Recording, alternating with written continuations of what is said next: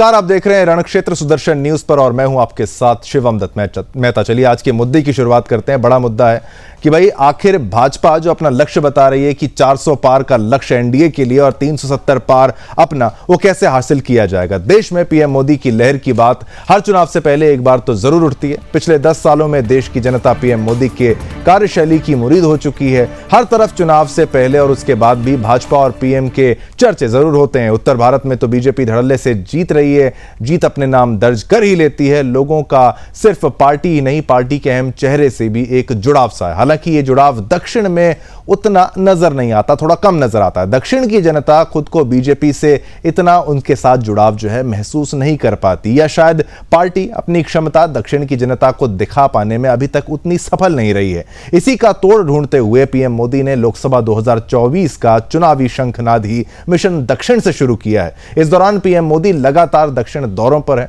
वहां की जनता से संवाद करते हैं और उनसे खुद को जोड़ते नजर आते हैं। बीजेपी के 370 पार के नारे को यह मिशन दक्षिण एक अहम मोड़ दे सकता है। अब देखना यह है कि पीएम के लगातार दक्षिण दौरे चुनावी परिणाम पर क्या असर डालते हैं। क्या पीएम की मेहनत रंग लाती है? क्या मिशन दक्षिण 370 पार के नारे को एक अहम मोड़ दे सकता है? कई सवाल हैं, इन्हीं सवालों पर चर्चा करेंगे। हमारे साथ एक्सपर्ट्स भी हमारे साथ जुड़ेंगे इन मुद्दों पर चर्चा करने के लिए। वो अपने सुझाव भी हमें देंगे, लेकिन उससे पहले हमारी स्पेशल रिपोर्ट देखिए।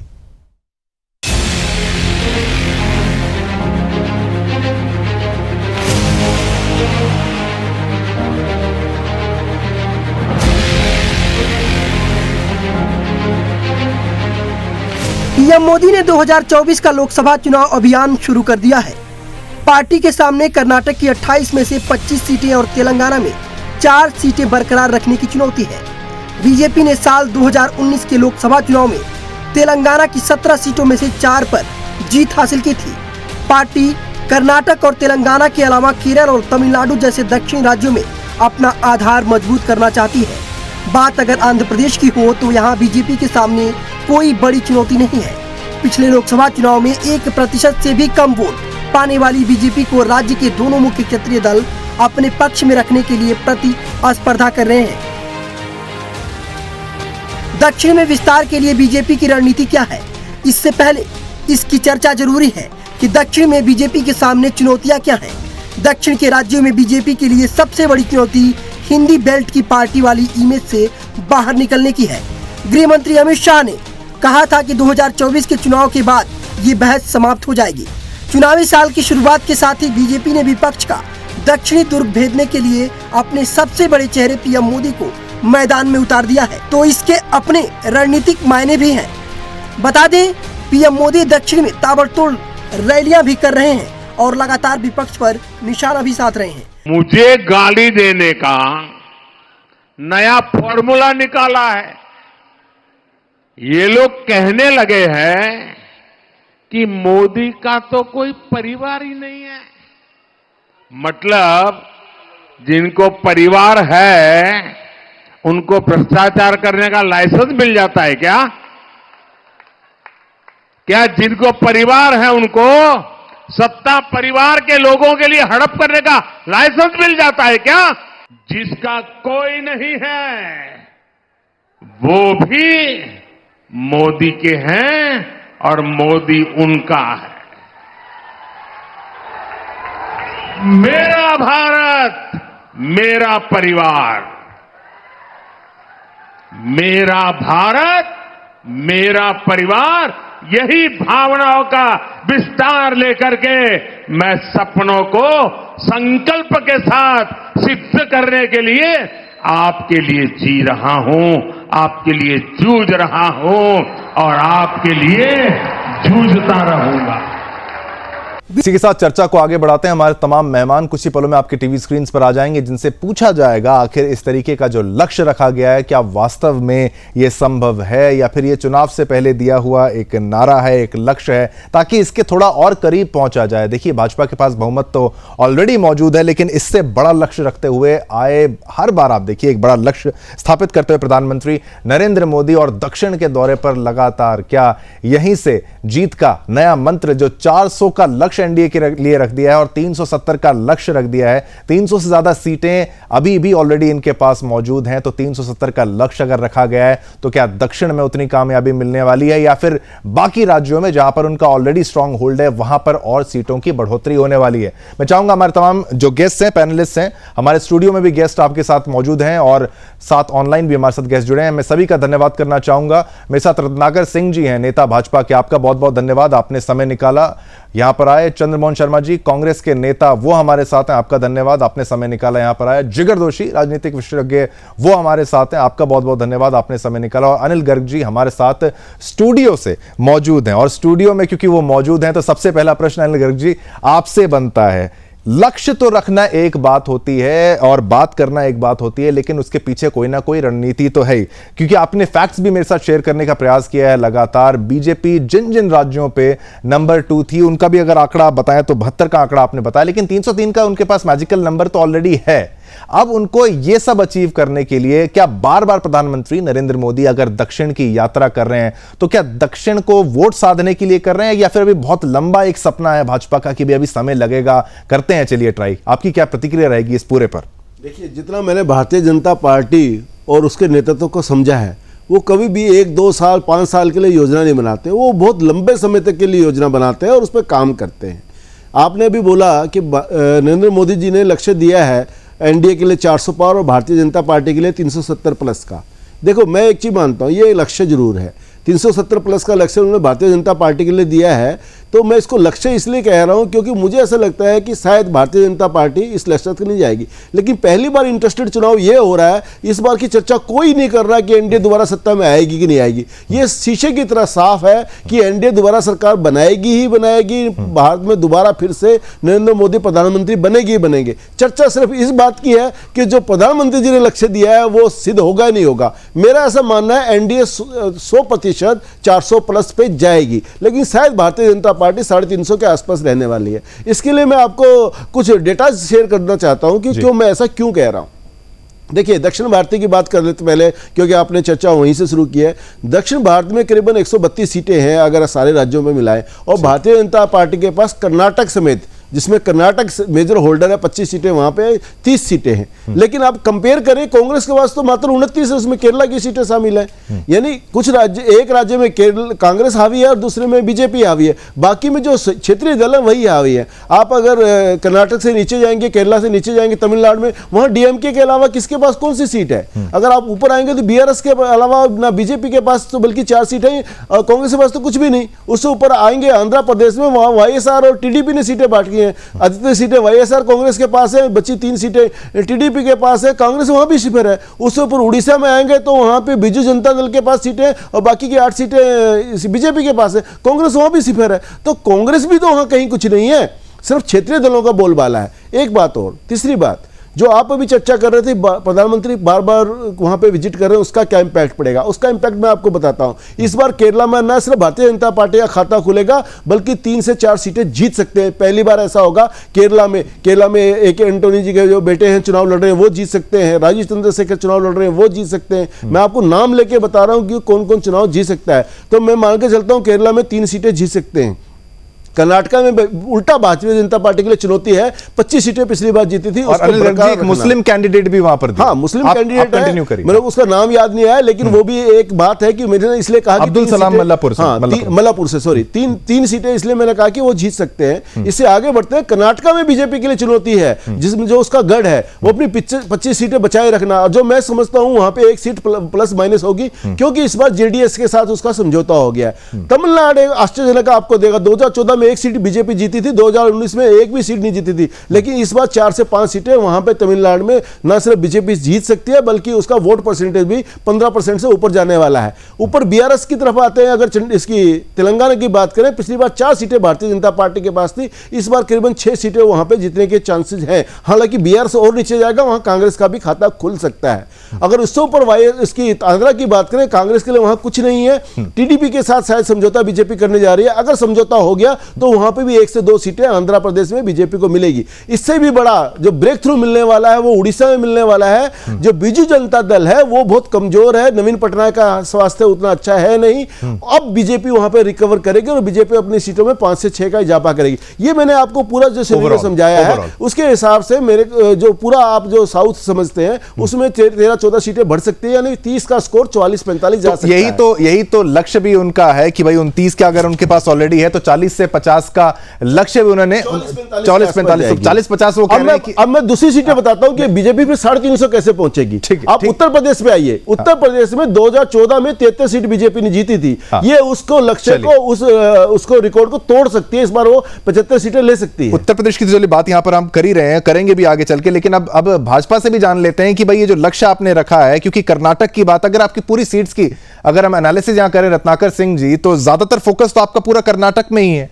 25 सीटें अगर आपकी वहां पर हैं, बाकी जगह पर ज्यादा सीटें नहीं है, कैसे इतना बड़ा लक्ष्य जो है उसको अचीव करने का मतलब पॉसिबिलिटी अगर आप हमें समझा पाए कि प्रधानमंत्री नरेंद्र मोदी जा रहे हैं, राम मंदिर का मुद्दा भी समझ में आता है कि वो आपके प्लस में ये पॉइंट जरूर जाने वाला है, सीटें बढ़ सकती हैं, लेकिन ऑन ग्राउंड कैसे, अगर आप जनता को समझाएं, वोटर्स को समझाएं कि भाई कैसे जीती जाएंगी ये सीटें अगर दक्षिण को साधा गया तो?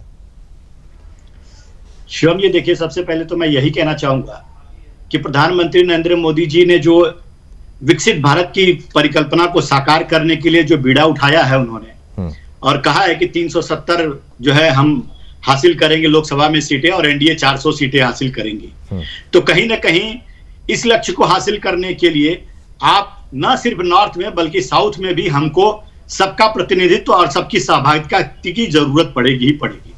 इसलिए हमने जो ये प्लान बनाया है कि हम वहां पे पिछली बार से बहुत ज्यादा बेहतर प्रदर्शन करने जा रहे हैं। और उसमें अगर आप ले लीजिए तो बहुत सारी क्षेत्रीय दल हैं, जो चाहे कर्नाटका हो, चाहे आंध्र प्रदेश हो, चाहे तमिलनाडु हो, उन क्षेत्रीय दलों से या तो हमारा गठबंधन हो चुका है या फिर फाइनल चरण में सारी चीजें होने वाली हैं।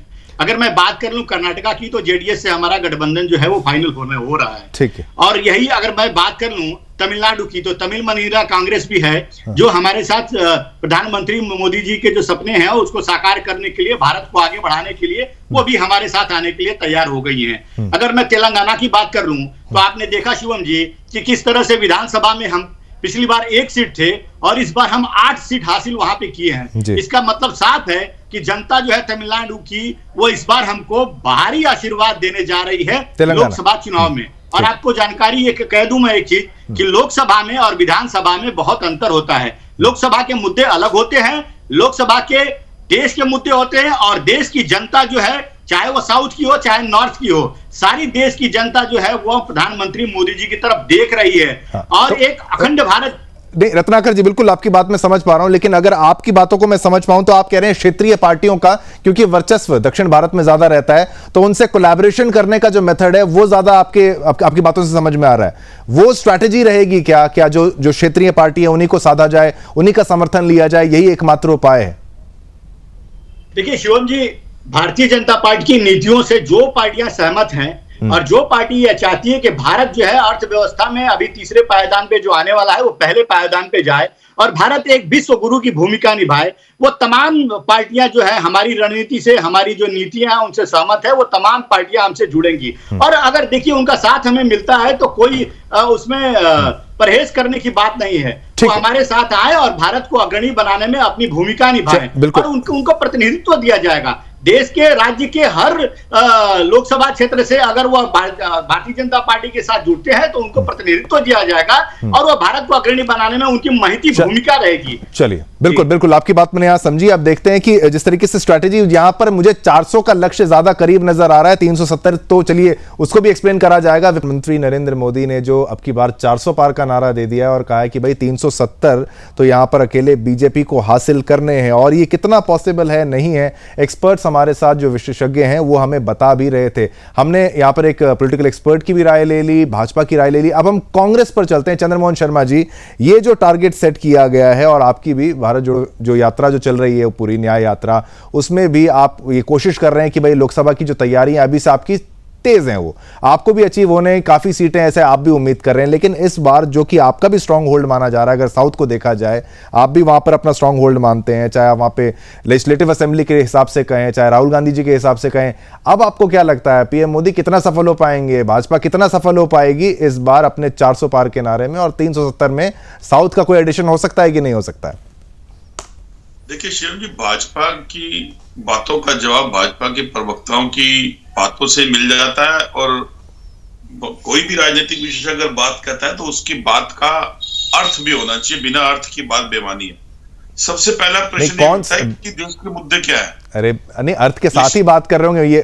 आप किसी राजनीतिक विशेषज्ञ पर आरोप तो नहीं लगा रहे हैं सर? आप पहले अपनी मुझे आप बोलने तो दीजिए, मैंने आरोप तो नहीं लगाया। मेरी टर्म में मैं अपनी बात तो कहूंगा ना। रखिए मैंने आरोप तो नहीं लगाया, मैंने एक नाम दिया है कि किसी के तर्क का अर्थ, तो ये तो मेरा अधिकार है। नहीं, जब मैं बात करूंगा तो इसी बात से करूंगा ना। आप बोलिए बिल्कुल नहीं, आप, मैं कह रहा हूं आप बोलिए, मैं कह रहा हूं हमारे कोई पैनलिस्ट पे कोई आप आरोप ना लगाएं कि भाई वो ये ना सोचें कि भाई हमारे पास तथ्य नहीं है, वो थोड़ी इंसल्टिंग हो जाती है। वो मेरे मित्र अनिल जी, मुझे उतनी सभ्यता है, लेकिन अनिल जी मित्र होने के साथ साथ जो बात करेंगे, अगर मैं गलत हूंगा तो अनिल जी मेरी बात को काटेंगे, उसमें चंदा शर्मा पूरा नहीं मानेंगे। ठीक है, बोलिए चंद्रमोहन जी। देखिए आज विषय क्या आता है कि देश के मुद्दे क्या है, और देश के मुद्दे क्या है, और भाजपा की जनता के प्रति नीति क्या है, और प्रधानमंत्री का दायित्व क्या है। अगर सब चीजें भाजपा और भाजपा के रणनीतिकारों की मजबूत है, तो फिर भाजपा को जरूरत क्या है उन सब व्यक्तियों को अपने साथ लेने की, जिनको वो पिछले 5 साल और पिछले पहले 5 सालों से 10 साल तक लगातार भ्रष्टाचारी परिवारवाद कहते रहे।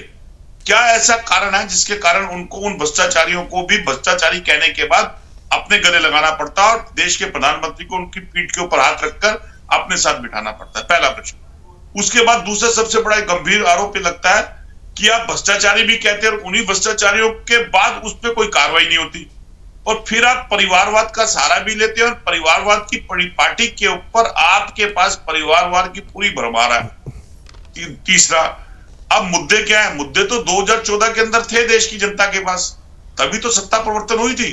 उन सत्ता परिवर्तनों के अंदर देश के अंदर बेरोजगार को रोजगार चाहिए था, किसान की आमदनी डबल चाहिए थी, महिला को सुरक्षा चाहिए थी, देश के अंदर जो इंफ्रास्ट्रक्चर बढ़ना चाहिए था जीडीपी ग्रोथ के ऊपर, वो आगे जाना चाहिए था, पेट्रोल 36 रुपए के रेट के ऊपर मिलना चाहिए था, स्मॉल स्केल इंडस्ट्री बुनकर व्यापारियों को कारोबार मिलना चाहिए था। ये मुद्दे तो विपक्ष के अंदर, विपक्ष के एक मुख्यमंत्री हुआ करते थे जो उठाते थे, लेकिन 10 साल में वो मुद्दे है कहां? आज तो मुद्दा घूम फिर के अगर पेशेंट उठता है तो विपक्ष के शीर्ष नेतृत्व कहां चले जाते हैं? भगवान जी की शरण में। और अगर मुद्दा उठता है तो परिवारवाद की पीछे कहां चले जाते हैं? 140 करोड़ जनमानस के पीछे। अरे आपने किया क्या? अगर आपके 10 सालों के अंदर मुद्दे थे तो 2 बार किसान सड़कों पे क्यों आए? पहला। और पहले आपने जब किसान आए थे उसके बाद आपने क्या कहा था? मुझसे कौन सी तपस्या में कमी रह गई जो मैं आपकी इनकम डबल नहीं कर पाया, मैं आपको समझा नहीं पाया? तो दूसरी बार आने के बाद आप खामोश क्यों हैं? देश के अंदर महिला वर्सेस पुलिस, पहलवान versus police, Nehru versus Sardar Patel, Congress versus others, इसकी जरूरत क्या है? जो आपको साथ छोड़ के चले जाते हैं। अगर आपको साउथ के अंदर आपकी गिनती पड़ रही है 180 सीटों में, तो भाजपा के नेताओं में खलबली क्यों? वो अपने इस्तीफे क्यों दे रहे हैं? वो राजनीति से संन्यास क्यों ले रहे हैं? अभी 3-4 मंत्री टिकट इलेक्ट होने पर जो पूर्व मंत्री है उन्होंने राजनीति से संन्यास दे दिया। क्या ये भाजपा का इंटरनल मोदी विरोध नहीं है? चलिए ठीक, नहीं चर्चा, बिल्कुल चर्चा। आपने जो मुद्दे पुनः उठा दिए, एक तो परिवारवाद वाला, क्या आप ये जो लालू जी ने शुरू किया उसी को आगे ले जाते हुए, क्योंकि अब जिसकी चुनाव बेहद नजदीक आ रहे हैं, पर्सनल अटैक की कैटेगरी में भी इसको आप डाल सकते हैं? परिवारवाद वाला मुद्दा आपने उनके खिलाफ उठाया, जो आरोप प्रधानमंत्री नरेंद्र मोदी के खिलाफ, आप चाहे उनको चौकीदार चोर बोल लें, उनको पनौती बोला जाए, वो उसका बेनिफिट उनको मिलता है। आखिर क्यों विपक्ष के द्वारा ऐसी बयानबाजी की जाती कि इस बार परिवारवाद वाला मुद्दा उन्होंने तुरंत तो नहीं उठाया था, ये तो लालू यादव की तरफ से उठाया गया था, ऐसा क्यों? सेकंड में जवाब दे देता हूं। देखिए बेसिक क्या है, परिवारवाद का मुद्दा देश के अंदर भाजपा ने उठाया है और पार्टियों ने नहीं उठाया। अच्छा। और अगर परिवारवाद नहीं था तो अभी दिल्ली के अंदर सुषमा स्वराज की लड़की वसुंधरा को क्यों टिकट दी गई, जबकि वो देश के भगोड़ों का साथ देती रही? क्या विषय था? चलिए बिल्कुल पर्सनल अटैक, ठीक है ठीक है, आपके मैंने आपने एक परिवारवाद वाला मुद्दा उन्होंने उठाया, लेकिन हाल ही में आपकी पार्टी के द्वारा ही या आपके सपोर्टर्स के द्वारा या आपकी जो समर्थन वाली पार्टी उसके द्वारा उठाया गया। जिगर दोषी जी, आपने सभी की राय को यहां पर समझा और एनालिसिस के आधार पर, अभी थोड़ा ज्यादा पॉलिटिकल उस तरफ ना चला जाए वार पलटवार में, एनालिसिस पर वापस आते हैं। संभवतः आपको कितना लगता है, यहां पर अनिल जी की तरफ से एक टारगेट दिया गया कि 370 से थोड़ा कम शायद अगर सीट्स अचीव कर ली जा सकती है, 350 वो कह रहे हैं, 350 वो कह रहे हैं, लेकिन 370 के अचीव आपको लगता है हो पाएंगी? और 400 ज्यादा क्लोज है या फिर 370 ज्यादा पॉसिबल है? पॉसिबल कौन सा ज्यादा है? जिगर जी। जी बिल्कुल, मेरी आवाज आ रही है आपको? बिल्कुल बिल्कुल, बोलिए, आप बोलिए। जी बिल्कुल। देखिए, ये 370 या हो या 400 का आंकड़ा हो, मेरे ख्याल से एक चीज बिल्कुल स्पष्ट है जो हमेशा हर चर्चा में हम लोग सब चर्चा करते हैं कि एनडीए जीतने वाली है। ये मेरे ख्याल से अब ये मुद्दा बन गया है, कांग्रेस जीतेगी या विपक्ष जीतेगा ये मुद्दा ही नहीं रहा है। तो मेरे ख्याल से अगर आंकड़ों की बात करें तो जिस तरीके से आज की तारीख में अगर हम नॉर्थ इंडिया और साउथ इंडिया की बात करते तो शायद 370 बीजेपी अगर वहां तक ना पहुंच पाए, लेकिन फिर भी एक रिस्पेक्टेबल आंकड़े की तरफ 300 के प्लस की तरफ जरूर जा सकती है। और सारे उनके जितने भी घटक दल है वो सब मिलाकर भी अगर मेहनत करेंगे तो 350 से 400 के बीच में एक आंकड़ा, एक रिस्पेक्टफुल आंकड़ा ला सकते हैं, उसमें कोई दो राय नहीं, पहली बात। दूसरी बात यह है कि जहां तक हमने साउथ इंडिया की बात की, साउथ इंडिया में देखिए जो आंकड़े हैं उसमें बीजेपी के पास भी इतने बड़े आंकड़े नहीं है और सामने कांग्रेस के पास भी कोई इतने बड़े आंकड़े लोकसभा में नहीं है। हाँ, हालांकि एक बात जरूर है, विधानसभा में उनके पास आंकड़े हैं, वहां पे उनकी कर्नाटक में और तेलंगाना में सरकार है, केरला में है, वो भी जो साझा सरकार है। पर अगर हम लोकसभा की स्पेसिफिकली बात करें तो आप देखिए वहां पर जितनी भी क्षेत्रीय पार्टियां है उसके ऊपर बहुत बड़ा दारोमदार है। और वहीं पर मेरे ख्याल से पूरा कैच है। कैच इसलिए मैं कहता हूं कि एक हमेशा एक मैं टर्म यूज करता हूं, नंबर्स टू नैरेटिव और नैरेटिव टू नंबर। आज की तारीख में नैरेटिव कौन बना रहा है? मोदी जी बना रहा है, और वो जो नैरेटिव बना रहा है उससे वो नंबर अचीव करने की कोशिश कर रहे हैं, पहली बात। दूसरी बात यह है कि वो ये भी प्रयत्न करने में जुटे हुए भाजपा के सारे जितने भी लोग हैं कि अगर उनका जो भी जो क्षेत्रीय दलों के साथ उनका जो गठबंधन है वो अच्छे से सही हो जाता है तो उनके नंबर जरूर बढ़ेंगे। अगर नहीं होता तो ऐसे कौन से क्षेत्रीय दल है जो कांग्रेस के साथ या इंडिया अलायंस के साथ नहीं जाएंगे? तो ये सीधी सी बात है कि जो इंडिया अलायंस के साथ नहीं जाएंगे वो हमेशा सेंटर में जो गवर्नमेंट होती है उसके साथ ही अलाइनमेंट में रहते हैं और विपक्ष में कभी नहीं बैठते। तो दोषी जी, अगर मैं एक छोटा सा प्रश्न आपके बीच में ऐड करूं, आपकी भी कहने पर मुझे लग रहा है 400 ज्यादा अचीवेबल है 370 की बजाय। जी बिल्कुल, मैं भी यही कहने की कोशिश कर रहा हूं कि 400 अचीवेबल है, साथ ही जो घटक दल है उनके साथ मिलकर अचीवेबल जरूर है 370 इंडिविजुअल पार्टी के बजाय। लेकिन कहने का मुद्दा यही है कि कांग्रेस या जो विपक्ष का पूरा गठबंधन है उनके पास जो है उनके पाले में साउथ इंडिया से ज्यादा सीटें हो फिर भी उनके पास वो बैठने वाले लोग नहीं होंगे। ये बात बिल्कुल भली बात स्पष्ट है। अगर हम वाईएसआर की बात करें या फिर तेलंगाना की कोई दूसरी छोटी मोटी पार्टी की बात करें या कर्नाटक की अगर जेडीएस की बात करें, या तो वो भाजपा के साथ है या फिर वो भाजपा से दूर नहीं है या फिर भाजपा के विरोध में नहीं है। आप देखिए वो कांग्रेस के या विपक्ष के साथ नहीं है। तो ये जो पूरा नैरेटिव है वो किसी भी एंगल से विपक्ष को सहायता नहीं कर रहा है। तो इस वजह से सीट लाने में भी ज्यादा सहायता मिलती है भाजपा को और भाजपा उसमें आगे निकल सकती है। उसके अलावा जितने भी मुद्दे हैं, जो मुद्दे हमेशा धरातल पर रहते हैं, जैसे चंद्रमोहन जी ने बताया, बात सही है, वो मुद्दे हमेशा धरातल पर रहते हैं, पर कौन सी सरकार ने कितना काम किया। और साथ में साउथ इंडिया एक ऐसा इतना बड़ा गढ़ है, अगर हम हिंदुत्व की बात करें तो देश के सबसे ज्यादा मंदिर तो वही है, पूरे साउथ इंडिया में है। तो क्या वहां पर जो धार्मिक पूरा जो भावना है, राम मंदिर की जो प्राण प्रतिष्ठा हुई उसकी भावना के हिसाब से जो प्रचार प्रसार होगा आने वाले 1.5 महीने के अंदर अंदर, क्या उसका कोई इंपैक्ट नहीं पड़ेगा? वो बिल्कुल जरूर इंपैक्ट पड़ेगा। तो आप ये बिल्कुल मानकर चलिए कि ये सारे जो गणित है उसको मिलाकर अगर हम देखेंगे तो एनडीए और उनके जो मतलब भाजपा और उनके सारे जितने घटक दल है वो सब मिला के जरूर 350-400 के आसपास या शायद उससे ज्यादा भी आगे जा सकते हैं। आप 400 पार का बिल्कुल आपने 400 पार का लक्ष्य। अनिल गर्ग जी, आपके एक क्विक रिएक्शन में इसको बताएं। बार बार जो विजिट्स हो रहे हैं 1,10,000 करोड़ का तो परियोजनाओं की अभी मैं सुन पा रहा हूं, बार बार प्रधानमंत्री मोदी अगर वहां जा रहे हैं, इन्वेस्टमेंट्स की बात कर रहे हैं, क्या केवल उतना ही है या फिर अभी और समय लगेगा और भी बहुत कुछ है? और डीएमके ये सब पूरी पॉलिटिक्स को समझाते हुए शिवम जी, दो बातें हैं। एक तो जो रोड मैप है भारतीय जनता पार्टी या एनडीए का कहिए या फिर इंडी गठबंधन या विपक्षी दलों का चाहिए, वो दोनों बिल्कुल डिफरेंट है। मैं उस पर भी बात करता हूँ। दूसरी बात है कि जो उनकी भाषा है, जो उनके भाषण है, वो अपने आप में बहुत आत्मघाती होते जा रहे हैं। इंडी गठबंधन के जो विपक्ष है, मैं आपको उदाहरण देता हूँ। 2014 के इलेक्शन मणिशंकर अय्यर का कांग्रेस का अधिवेशन था, उनको इंटरव्यू देते उन्होंने कहा कि नरेंद्र मोदी कभी प्रधानमंत्री नहीं बन सकते, चाहे तो चाय का वितरण कर सकते हैं, हम यहाँ स्टॉल की व्यवस्था कर देंगे। और पूरा 2014 का चुनाव चाय पे चर्चा पे निकल गया और नरेंद्र मोदी जी प्रधानमंत्री बन गए। 2019 आते आते राहुल गांधी जी ने बोला चौकीदार चोर है। हर भारतीय जनता पार्टी के कार्यकर्ता ने और उनके समर्थकों ने कहा मैं भी चौकीदार, और पूरा 2019 का चुनाव मैं भी चौकीदार पे निपट गया। अब नई बात आ गई, अभी लालू यादव जी ने इंडी गठबंधन के पूरे मंच सजा हुआ था, उस पर उन्होंने कह दिया परिवार पे कि मोदी का कोई परिवार नहीं है। तो अब फिर एक पूरा नैरेटिव सेट करने की कोशिश करिए भारतीय जनता पार्टी के सपोर्टर कार्यकर्ता, मोदी का परिवार, मोदी। अब मैं आपको दावे से कह सकता हूं पूरा 2024 का चुनाव मोदी के परिवार पे इफेक्ट पे निकल जाएगा। अब आते हैं रोड मैप की बात।